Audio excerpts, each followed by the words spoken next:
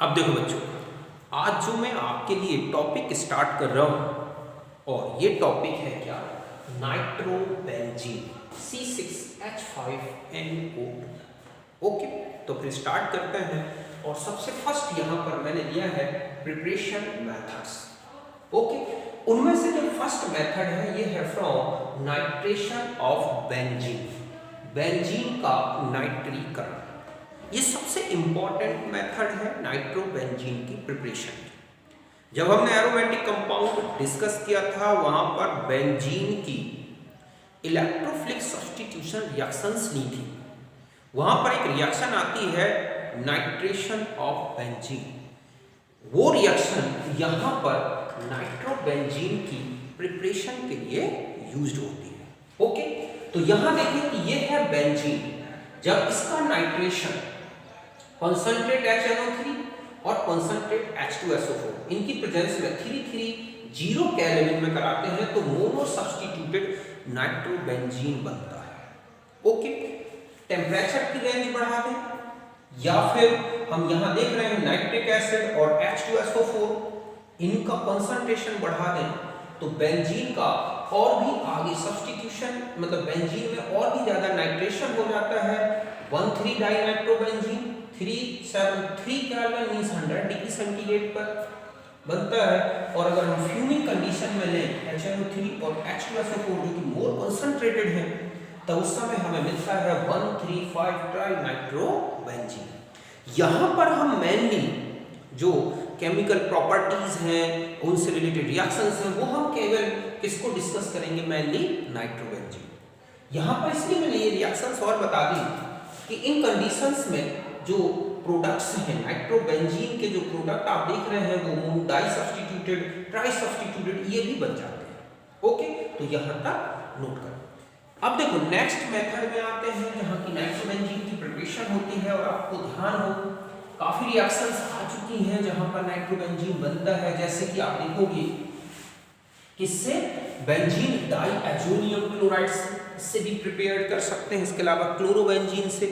तो दूसरा जो सेकंड मेथड है वो है फ्रॉम, ठीक है, डाइएजोनियम सॉल्ट। तो देखो बच्चों, डाइएजोनियम सॉल्ट में बेंजीन डाइएजोनियम सॉल्ट ये है हमारे पास N2Cl प्लस NaNO2, प्रेजेंस होती है Cu2। समझ गए ना? इसकी प्रेजेंस में जब हम इसको ट्रीट करते हैं किसको, डाइएजोनियम सॉल्ट को, तो हमें मिलता है यहाँ पर क्या, nitrobenzene plus N2 plus NaCl। तो इस तरह से डाइएजोनियम सॉल्ट से NaNO2 ले सकते हैं या फिर HNO2। इनकी प्रेजेंस में हम देखते हैं कि हमें क्या मिलता है, नाइट्रोबेंजीन। तो यहां पर NaNO2 लेके करा सकते हैं या फिर HNO। तीसरी जो मेथड है वो है फ्रॉम क्लोरोबेंजीन। देखो बच्चों, नॉर्मल कंडीशन में तो क्लोरोबेंजीन ऐसे नाइट्रोबेंजीन नहीं बनाता, लेकिन हाई टेम्परेचर और प्रेशर लिया जाए ये है और NaNO2 से रिएक्शन करा दी जाए इसकी, बहुत ही हाई टेम्परेचर लगभग 500 केल्विन और हाई प्रेशर लगभग 200 atm, तब हम देखते हैं कि हमें मिलता है नाइट्रोबेंजीन। तो इस तरह से नाइट्रोबेंजीन की प्रिपरेशन होती है। बेंजीन से हो गई, डाइएजोनियम सॉल्ट से हो गई, क्लोरोबेंजीन से हो गई। तो ये है नाइट्रोबेंजीन का प्रिपरेशन। अब देखो बच्चों, अब हम आ जाते हैं इसकी प्रॉपर्टीज जो कि सबसे ज्यादा इंपॉर्टेंट है और उनसे रिलेटेड क्वेश्चंस। ओके, तो यहां पर हम आ जाते हैं केमिकल प्रॉपर्टीज के प्रॉपर्टीज।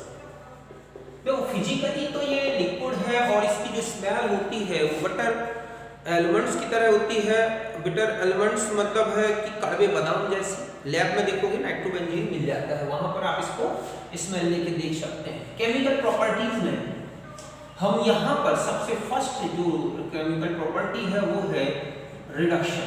क्या लेंगे, रिडक्शन, अपचयन। तो अपचयन में अगर आप जाएं तो इसके रिडक्शन देखो कौन कौन से हैं। पहला है ठीक है, फ्रॉम या इन एसिडिक मीडियम। ओके, देखो बच्चों, अम्लीय माध्यम, तो अम्लीय माध्यम में अगर हम देखें कौन सा होता है कि C6H5NO2 प्लस 6H, यहां पर प्रेजेंस होगी SN और HCl। ये एक एसिडिक मीडियम है। ये कौन सा मीडियम है बच्चों? Acidic medium. तो बनता है C6H5NH2 प्लस 2H2O। यहां क्या बन गया? NaBN। तो एसिडिक मीडियम में नाइट्रोबेंजीन के रिडक्शन से बनता है NaA। दूसरा है कैटालिटिक मीडियम। कैटालिटिक मीडियम का मतलब कैटालिस्ट की प्रेजेंस में तो ही हम देखेंगे कि एनिलीन ही बनता है NO2 प्लस, ठीक है, 6 या हम ये कहें 3H2 Pt या फिर निकल की प्रेजेंस में हीट दिया जाए, ओके, तब ये चेंज हो जाता है C6H5NH2 प्लस H2। या फिर और रिएक्शन है C6H5NO2, 2 मोल यूज होते हैं इसके, और यहां पर LiAlH4 और ईथर। जब हम इसकी प्रेजेंस में इसकी रिएक्शन देते हैं तो बनता है C6H5N double bond C6H5, azobenzene बन गया। क्या बन गया? एजोबेंजीन। तो ईथर और LiH। लेकिन अगर यही रिएक्शन LiAlH4 और H2O की प्रेजेंस में होगी तो C6H5NH2 क्या बनता है? एनिलीन। या हम यहीं पर ले लें LiAlH4 और H2O, तो फाइनली C6H5NH2। तो LiAlH4 और ईथर, अगर आपको इसकी प्रेजेंस में पूछा गया है नाइट्रोबेंजीन का रिडक्शन, तो ये बनाना है आपको एजोबेंजीन। बट अगर लिथियम एल्यूमिनियम हाइड्राइड और वाटर की प्रेजेंस में तो आप देखते हैं कि क्या बनता है? एनिलीन। क्या बन गया बच्चों? ये एनिलीन। या फिर इसका रिडक्शन करा दिया जाए लिथियम एल्यूमिनियम हाइड्राइड और वाटर से, तो भी क्या बन जाएगा? एनिलीन। तो यहां तक आप समझ गए होंगे। और देखो, एसिडिक मीडियम में होगी रिडक्शन, और हम आ जाते हैं एक न्यूट्रल मीडियम भी होता है, वहां पर भी इसका रिडक्शन देखो कैसे होता है। तीसरा है न्यूट्रल मीडियम। ओके, तो न्यूट्रल मीडियम जो होता है यहां पर वो होता है NH4Cl प्लस Zn का। ओके, तो यहां पर C6H5NO2 प्लस 4H, तो ये चेंज हो जाता है NH4Cl और Zn की प्रेजेंस दिखी है तो ये बनता है C6H5NHOH प्लस क्या? H। ये क्या बन गया बच्चों? Phenyl hydroxyl amine. समझ गए ना? इस तरह से। तो यहां पर अगर न्यूट्रल मीडियम दिया जाता है, उदासीन माध्यम दिया जाता है, ऐसा लिखा है आपके पास, ओके, तो आपको फेनिल हाइड्रोक्सिल अमाइन बनाना है। तो यहां तक तो हो गया किसमें? Neutral medium, acidic medium. अब देखो बच्चों, जो सबसे ज्यादा क्वेश्चन आते हैं इसमें पूछे जाते हैं रिडक्शन के, और वो है basic medium. Okay, reduction in basic medium किसमें देखना है हमें? Basic medium. तो देखो, रिडक्शन इन बेसिक मीडियम अगर हम देखें तो क्या क्या बनते हैं। पहले तो ये बता दूं कि जनरली पहले NO2 प्लस 2H, ये चेंज हो जाता है C6H5NO, ये क्या है? नाइट्रोसोबेंजीन। फिर 2H और यूज होंगे C6H5NHOH, ये बन गया फेनिल हाइड्रोक्साइल अमाइन। ओके, अब हम यहां पर देखेंगे कि क्या और प्रोडक्ट्स इनसे पॉसिबल है। तो देखो बच्चों, इसमें अलग अलग मीडियम है। ग्लूकोज प्लस NaOH अगर ये दिया गया, या फिर Na3AsO2, सॉरी Na2AsO3 6 5 2 यहाँ आएगा ये प्लस NaOH।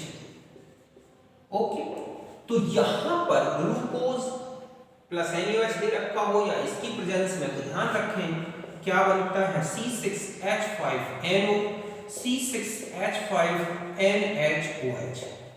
इनकी रिएक्शन से जो है क्या बना देना है आपको।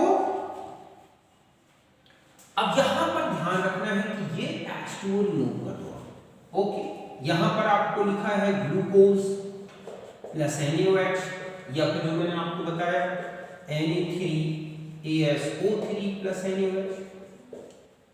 तो H2O निकलता है तो बनता है C6H5 double bond N C6H5, और तो ये जो है इसको बोलते हैं एजॉक्सी बेंजीन। ध्यान रखें कैसे याद रखोगे, एजॉक्सी ग्लूकोज से एजॉक्सी बेंजीन बनता है जब ग्लूकोज या और NaOH बेसिक मीडियम में ग्लूकोज लिया गया है, तो ये बनता है एजॉक्सी बेंजीन, ग्लूकोज से एजॉक्सी आ गया। ओके, दूसरा है अगर यहां पर दे रखा है आपके पास Zn प्लस NaOH अल्कोहलिक का मतलब है कि यहां पर CH3OH प्लस NaOH इस तरह से लिखा हुआ है अल्कोहलिक NaOH। तो यहां पर आपको C6H5N double bond N C6H plus, ठीक है, यहां पर प्लस 2H2, कुल मिला के यहां पर 2H लगेंगे, एक इस O को और एक H। इसको बोलते हैं क्या एजोबेंजीन। क्या है बच्चों ये एजो। तो एजो कैसे याद रखोगे, अल्कोहल से, कि जिंक और NaOH अल्कोहलिक दिया गया है तो एजोबेंजीन, ग्लूकोज है तो ऑक्स, ठीक है, एजॉक्सी बेंजीन। और तीसरा देखो आप यहां पर लिखा है Zn प्लस NaOH एक्वस। क्या लिखा है Zn प्लस NaOH एक्वस या हाइड्रेटेड। हम ऐसा भी याद रखने के लिए बोल रहा हूं मैं, हाइड्रेटेड। तो हाइड्रेटेड में आपको क्या लेना है C6H5NH इसको बोलते हैं हाइड्राइजोबेंजीन। तो देखो हाइड्रेटेड NaOH हाइड्रोजोबेंजीन, ठीक है। आपको यहां अल्कोहलिक NaOH लेना है तो एजोबेंजीन, अल्कोहल से एजो याद रखना, ग्लूकोज से ऑक्सी याद रखना है। तो आप देख रहे हैं कि इन दो कंपाउंड्स जो बने हुए हैं इनमें रिड्यूसिंग एजेंट्स जो है बेसिक मीडियम में बदल रहे हैं, तो प्रोडक्ट्स बदल रहे हैं। तो ये तीनों बहुत ही इंपॉर्टेंट है। मैंने आपको ट्रिक बता दी, हाइड्रेटेड कंडीशन में हाइड्रोजोबेंजीन, अल्कोहलिक कंडीशन में एजोबेंजीन, और ग्लूकोज लिया रखा है तो एजॉक्सीबेंजीन। इनको विशेष याद रखना है, पहले आप इनको नोट करें।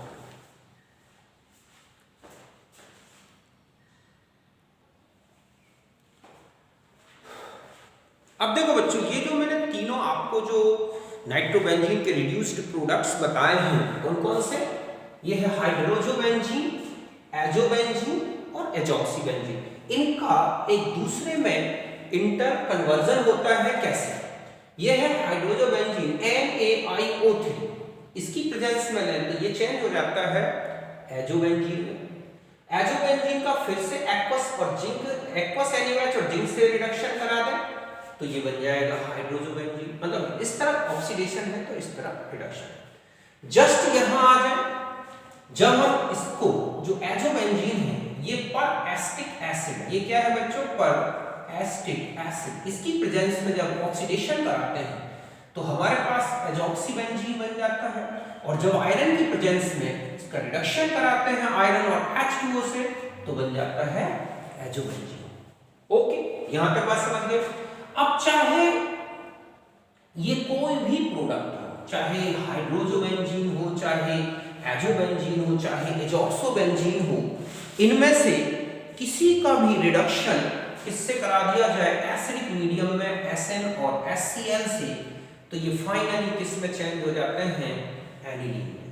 समझ गए ना, कि चाहे हम यहाँ पर ये लें, चाहे ये लें, और चाहे आप यहाँ पर C6H5NO लो, C6H5NHOH लो, अगर इनमें भी HCl का रिडक्शन पूछा गया है तो फाइनली ये एनिलीन में चेंज होता है। तो इस तरह से इनके इंटरनल कन्वर्जन मैंने बताया आपको कि किस तरह से ये एक दूसरे में कन्वर्ट होते हैं, आप इन्हें नोट कर लें। अब हम आ जाते हैं और भी एक रिडक्शन और है नाइट्रोबेंजीन का। ये तो था बेसिक मीडियम में और उनसे बनने वाले जो प्रोडक्ट्स हैं मैंने आपको बता दिए, इनका विशेष ध्यान रखें और इससे क्वेश्चन रिलेटेड आता है। फिर तीसरे नंबर का जो रिडक्शन है वो है फोर्थ नंबर का होगा इलेक्ट्रोलाइटिक रिडक्शन। समझ गए बच्चों? विद्युतीय अपचयन। तो देखो विद्युतीय अपचयन में इसकी दो कंडीशन है। एक तो है कि हम नाइट्रोबेंजीन है NO2, ओके, यहां पर देखें, यहां पर है वीकली एसिडिक मीडियम, ठीक है, और इलेक्ट्रोलिसिस की जाए इसमें तब ये तो चेंज हो जाता है एनिलीन में। किसमें चेंज होगा? एनिलीन में। इस तरह से ये बनता है प्रोडक्ट। और जब यहां पर स्ट्रॉन्गली एसिडिक मीडियम लिया जाए, ओके, और इलेक्ट्रोलाइटिक रिडक्शन कराया जाए, ये है तब पहले ये चेंज होता है फेनिल हाइड्रोक्साइड अमाइन में। किसमें चेंज हो जाता है? और फिर ये आइसोमेरिज्म से चला गया होता है, या हम कहें डाइसोमेरिज्म से चेंज हो जाता है NH2 और यहां पर आ जाएगा OH, पैरा एमिनो फिनोल। तो आपको फाइनल प्रोडक्ट नहीं बताना कि स्ट्रॉन्गली एसिडिक मीडियम में अगर इलेक्ट्रोलाइटिक रिडक्शन और फाइनल आपसे प्रोडक्ट पूछा गया है तो आपको ध्यान रखना है क्या बनता है? पैरा एमिनोफिनॉल, जबकि यहां पर क्या बना हुआ है? एनिलीन। कहां पर? Weekly acid. एक और रिडक्शन देखोगे एल्केलाइन मीडियम में,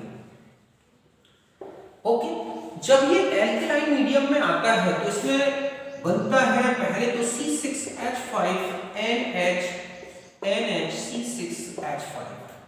जो फाइनली चेंज हो जाता है H2N ये रिंग में, और इस तरह से ये बन जाता है हमारा फाइनल प्रोडक्ट। तो आपको ये बताना है फाइनल, इंटरमीडिएट ये बताना है। ये क्या है इसका?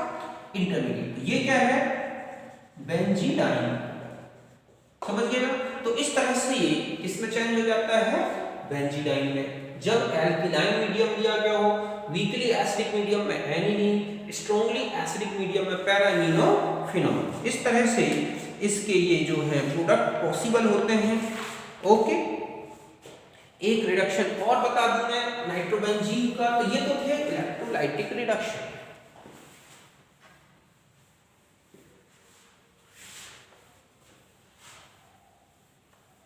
एक इसकी रिएक्शन जो है, इसका एक टेस्ट होता है, और देखो पहली रिडक्शन और बता दूं मैं, यहां पर NO2 और यहां पर अगर लिखा है FeH2, ठीक है, तब ये चेंज हो जाता है इस तरह से नाइट्रोसो, ठीक है, नाइट्रोसोबेंजीन। ये क्या बन गया बच्चों? नाइट्रोसोबेंजीन। एक रिएक्शन है इसकी जो कि नाइट्रो ग्रुप के टेस्ट के लिए यूज होती है, और ये है बेकर मुलिकन टेस्ट।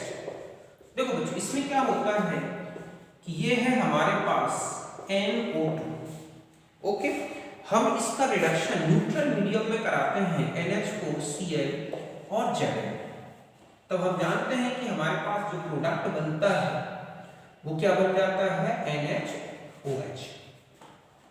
इसकी रिएक्शन टॉलेन रिएजेंट से ले ली जाए, Ag2। ये क्या है? Tollens reagent. तो टॉलेन रिएजेंट में ये क्या होगा? रिड्यूस हो जाता है, मींस ये इस तरह से कौन? टॉलेन रिएजेंट रिड्यूस हो जाता है, ये तो ऑक्सीडाइज हो जाएगा। तो यहां ये बनता है NO plus H2O plus 2Ag, ये जो है सिल्वर मिरर बनता है। इसका आइडेंटिफिकेशन करके मतलब पीपीटी आ जाता है, इस बेस पर ये पता चलता है कि हमें नाइट्रो जो है बेंजीन दिया गया है। तो इस तरह से इसको बोलते हैं बेकर मुलिकन टेस्ट। समझ गए बच्चों? ये क्या कहलाता है? नाइट्रो ग्रुप का टेस्ट, टेस्ट ऑफ नाइट्रो। कैसे करते हैं? अमोनियम क्लोराइड और जिंक मिलाए, जिंक डस्ट, पहले बनेगा फेनिल हाइड्रोक्सिलामाइन, फिर टॉलरेंट रिएजेंट भी यूज किया जाए। टॉलरेंट रिएजेंट मिलाते ही अगर सिल्वर मिरर बन रहा है तो इसका मतलब है कि हमें जो प्रोडक्ट दिया गया है या जो हमें फंक्शनल ग्रुप दिया गया है वो क्या है, नाइट्रो। तो यहाँ तक आप अच्छी तरह समझ गए होंगे। नाइट्रोबेंजीन का रिडक्शन बताया मैंने आपको सभी मीडियम्स में, एसिडिक मीडियम, एटालिटिक medium, electrolytic medium, basic medium. इस बेस पर आपको इनकी अच्छी तरह से याद रखना है। ओके, थोड़ा रुकते हैं, फिर हम आगे की रिएक्शन डिस्कस करेंगे।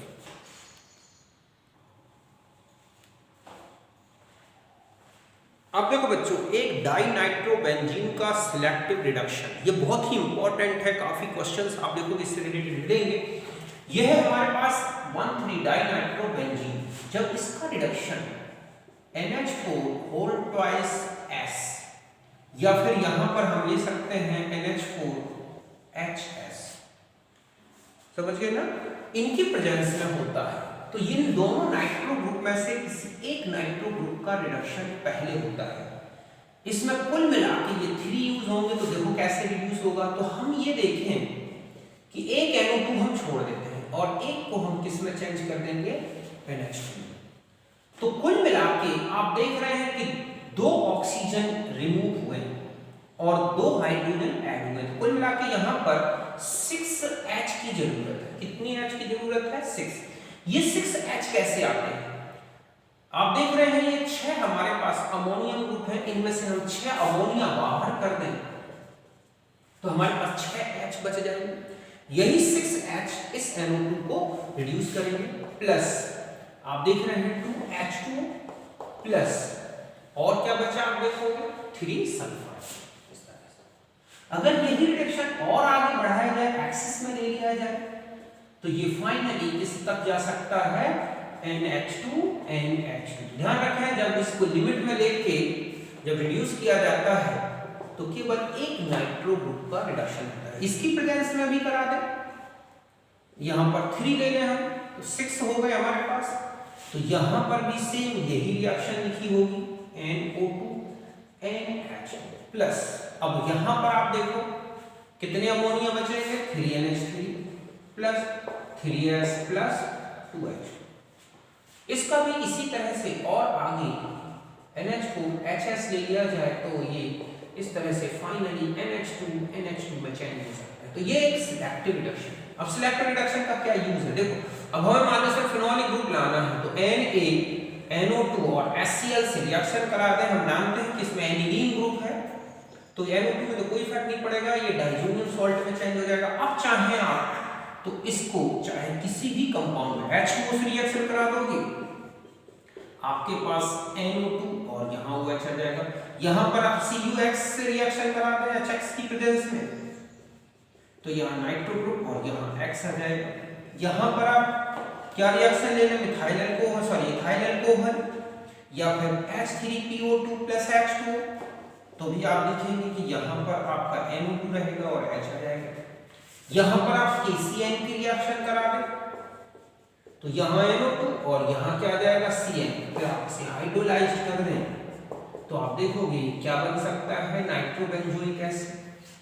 Ki से रिएक्शन करा दोगे आयोडाइड ग्रुप आ जाएगा, समझ गए ना। तो इस तरह से बहुत सारी रिएक्शन से सिलेक्टिव रिडक्शन से रिलेटेड हैं, जहां पर एक NO2 को हम किस में चेंज कर लेते हैं, एनिलीन ग्रुप में, और फिर उसको डाइजोनियम सॉल्ट में, और फिर उसके बाद इस तरह से नाइट्रो सब्स्टिट्यूटेड एरोमेटिक कंपाउंड्स बन जाते हैं, समझ गए ना।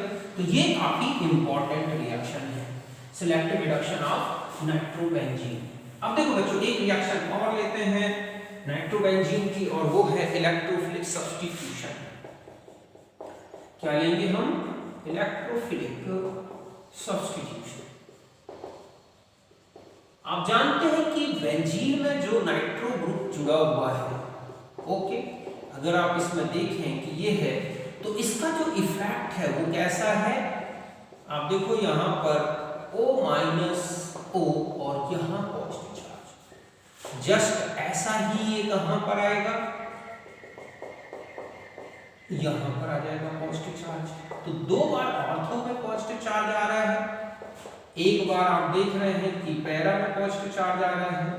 तो ये जो नाइट्रो ग्रुप है ये ध्यान रखना है, ये कैसा है, मेटा डायरेक्टिंग ग्रुप और एक डीएक्टिवेटिंग ग्रुप भी है। ये क्या है, डीएक्टिवेटिंग ग्रुप। मींस इसका अगर हम FeBr3 और Br2, तो आप देखोगे कि आपके पास जो प्रोडक्ट होगा वो कैसा होगा, मेटा ब्रोमो नाइट्रोबेंजीन। नाइट्रेशन करा दोगे H2SO4 की प्रेजेंस में लगभग 100 डिग्री सेंटीग्रेड में, समझ गए ना। तो आप देखोगे कि डाइनाइट्रो मतलब NO2 यहाँ, NO2 यहाँ, और आगे अगर आप इसी में क्या ले लें, फ्यूमिंग HNO3 H2SO4, तो आप देखोगे कि आपको 135 ट्राइनाइट्रो बेंजीन बन जाएगा, TNB trinitro benzene, dinitro benzene. Just ऐसा ही अगर हम H2SO4 कंसंट्रेट के साथ रिएक्शन कराएंगे तो यहाँ NO2 और SO3H Meta nitro benzene sulphonic acid. अब यहाँ ध्यान रखना है कि जो ये रिएक्शन है, मतलब जो नाइट्रो बेंजीन है, not give Friedel Crafts reaction, and N जो है nitrobenzene used as a solvent for Friedel Crafts reaction. ध्यान रखें ये स्वयं फ्रीडल-क्रॉफ्ट रिएक्शन नहीं देता, बट फ्रीडल-क्रॉफ्ट रिएक्शन में एक अच्छा सॉल्वेंट होता है। Friedel-craft reaction because dissolve AlCl3, ये AlCl3 को डिसॉल्व कर देता है।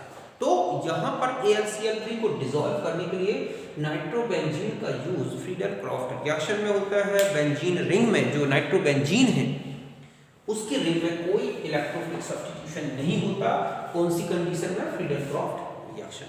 तो यहाँ तक ये हमारा था नाइट्रोबेंजीन से रिलेटेड मैटर। ओके, अब हम एक और रिएक्शन ले लेते हैं नाइट्रोबेंजीन की, और वो है न्यूक्लियोफिलिक सब्स्टिट्यूशन। ध्यान रखें कि जो नाइट्रोबेंजीन है, अभी आपने देखा कि नाइट्रोबेंजीन में जो डायरेक्शनल इफेक्ट आता है, ओके, तो यहाँ पॉजिटिव चार्ज आया है या पैरा या यहाँ, तो नाइट्रोबेंजीन में इलेक्ट्रोफिलिक सब्स्टिट्यूशन भी होता है बच्चों। सॉरी, न्यूक्लियोफिलिक KOH के सॉलिड के साथ फ्यूज्ड किया जाए तो ये जो है nitrobenzene orthonitrophenol plus para nitrophenol, ये है ऑर्थोनाइट्रोफिनॉल और ये है पैरा नाइट्रोफिनॉल। तो इस तरह से दो अलग अलग प्रोडक्ट्स बनाता है नाइट्रोबेंजीन। ओके, तो ये कुल मिला के नाइट्रोबेंजीन की रिएक्शंस तीन है, नोट करें।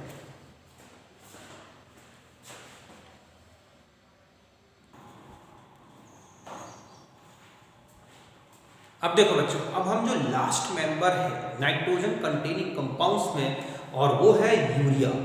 ओके, हम इसकी प्रिपरेशन और प्रॉपर्टीज को डिस्कस करेंगे, तब हमारा फंक्शनल कंपाउंड की केमिस्ट्री का चैप्टर पूरा हो जाएगा। ओके, तो सबसे यहाँ पर हम लेंगे यूरिया।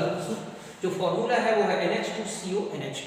इसका जो IUPAC नेम है बच्चों, ओके, ये है इतना ग्रुप आप देखोगे, ये है मिथेनामाइड, और यहाँ पर NH2 ग्रुप जुड़ा है तो इसका नेम है एमिनो मिथेनामाइड, IUPAC नेम है। ओके, सबसे पहला ये फर्स्ट ऑर्गेनिक कंपाउंड था जिसको लैब में सिंथेसाइज्ड किया था बोहलर ने, और यहाँ से जो बर्जीलियस कॉन्सेप्ट था कि किसी भी ऑर्गेनिक कंपाउंड को लैब में सिंथेसाइज नहीं किया जा सकता, तो उस बर्जीलियस कॉन्सेप्ट का टोटल जो है क्या हो गया, वो कॉन्सेप्ट डेड हो गया, और बोहलर ने सबसे पहला कंपाउंड यूरिया बना के लैब में ये प्रूफ कर दिया था कि अब लैब में बहुत सारे ऑर्गेनिक कंपाउंड्स बनाए जा सकते हैं, और आज लगभग 99% ऑर्गेनिक कंपाउंड लैब में सिंथेसाइज्ड होते हैं। उनकी जो रिएक्शन थी बोहलर मेथड, वो ये थी KCNO और अमोनियम सल्फेट, इससे बना क्या, अमोनियम साइनेट। ये क्या बना बच्चों, अमोनियम साइनेट। ये अमोनियम साइनेट उसी टेम्परेचर पर आइसोमेराइज्ड होकर किसमें चेंज हो गया, यूरिया में, और इस तरह से पहला ऑर्गेनिक कंपाउंड बन गया। कैसे हुआ ये आइसोमेराइजेशन, में आपको बता देता हूं। ये है अमोनियम साइनेट, अमोनियम साइनेट्स अमोनिया, और ये है ठीक है, साइनेटिक जो है एक साइन्यूरिक एसिड जो है ये अलग हो गया।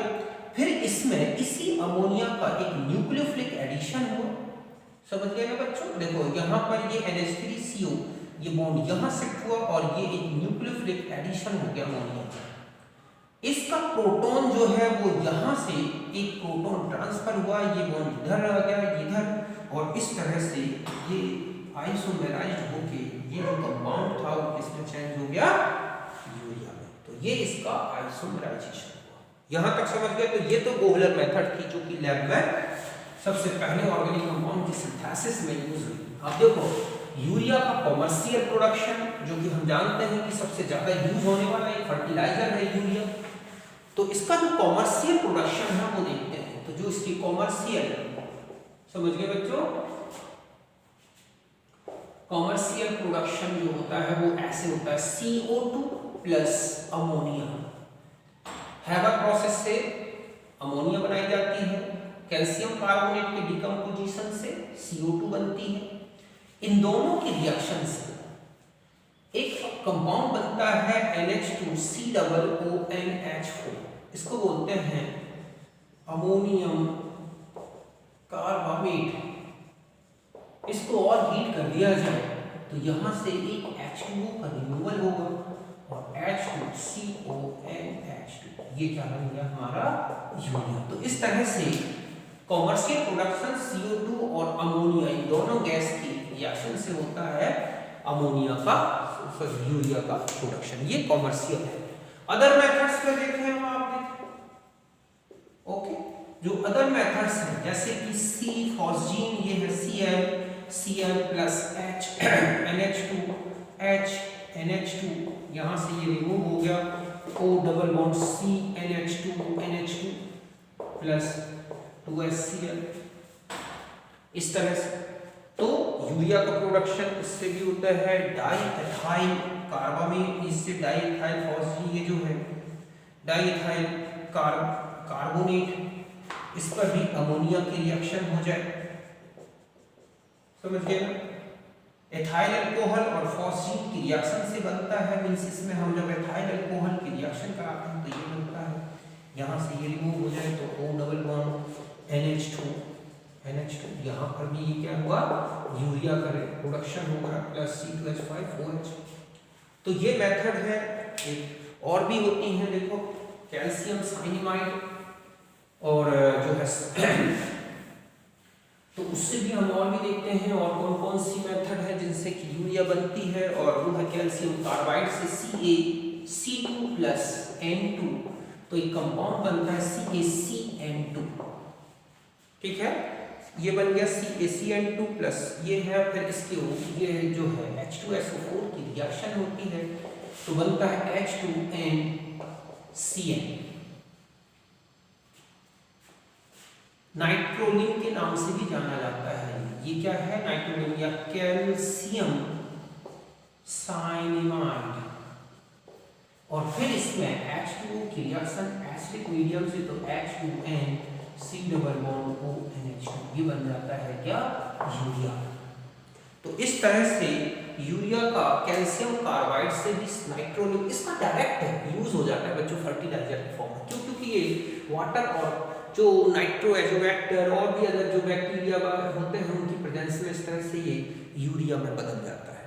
तो यहाँ तक आप समझ गए होंगे, ये था यूरिया का प्रोडक्शन। अब हम कुछ प्रॉपर्टीज में आते हैं। ओके, अभी मैं बताता हूँ, पहले आप थोड़ा सा रुकें।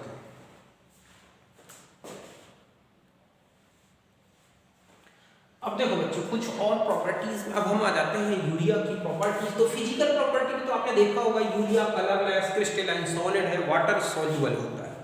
समझ गए बच्चों? रंगहीन, डिस्टिठोस है, जल में ब्ले है, but insoluble in ether, CCl4 and chloroform. एक चीज।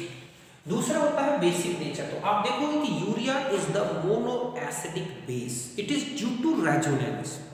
यूरिया एक क्षार की मोनो एसिडिक बेस है, मींस केवल एक इक्विवेलेंट जो है एसिड के साथ ही रिएक्शन करता है। मींस हम अमोन ये है कि यूरिया की रिएक्शन अगर हम नाइट्रिक एसिड के 1 इक्विवेलेंट से कराएं तो हम देखेंगे हमारे पास यूरिया नाइट्रेट बनेगा। मींस यूरिया केवल एक इक्विवेलेंट बेस को एसिड को ही न्यूट्रल करता है।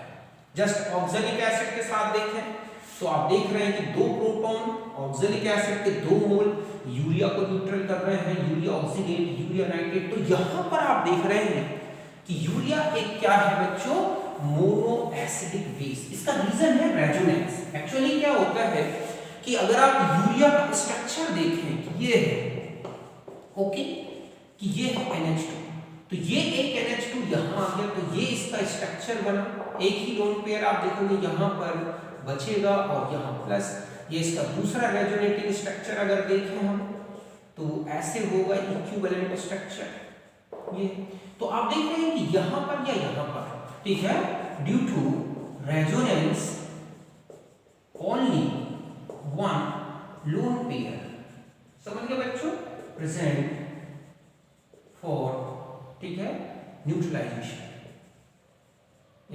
Of acid.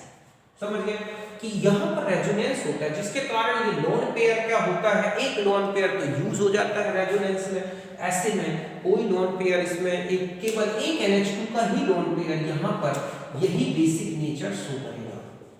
तो यही रीजन है कि यूरिया जो है क्या है, एक मोनो एसिडिक बेस है। तो आप समझ गए ना रेजोनेंस के कारण। बट ये बता दूं मैं कि यूरिया, ठीक है, urea is more basic than amide. ऐसा क्यों है? Due to equivalent resonating structure obtained by proton accepting।